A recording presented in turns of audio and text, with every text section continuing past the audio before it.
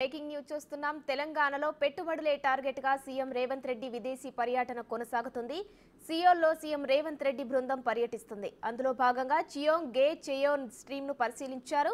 Stream సుందరీకరణకు అక్కడి ప్రభుత్వం చేపట్టిన పనులను పరిశీలించారు. అదేవిధంగా మూసిని ప్రక్షాళన ఏ విధంగా చేయాలన్న దానిపై చర్చించారు. ఈ స్ట్రీమ్ ను పరిశీలించిన క్రమంలో మూసి విషయంలోనూ కొన్ని ఆలోచనలు వచ్చాయని సీఎం రేవంత్ రెడ్డి తెలిపారు.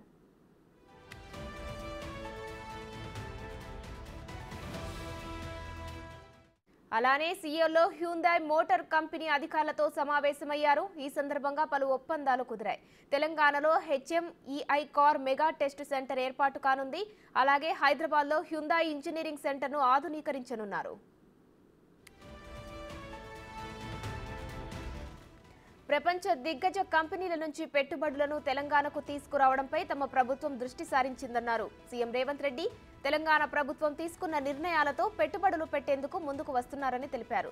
హెచ్ఎంఈఐ మెగా టెస్ట్ సెంటర్ ద్వారా ఉపాధి అవకాశాలు భారీగా వస్తాయని తెలిపారు. వరంగల్ టెక్స్టైల్ పార్క్ లో పెట్టుబడులకు కొరియన్ జౌళి పరిశ్రమ సమాఖ్య అనుకూలత వ్యక్తం చేసింది. త్వరలో తెలంగాణ పర్యటనకు రానుంది ఎల్ఎస్ కంపెనీ బృందం.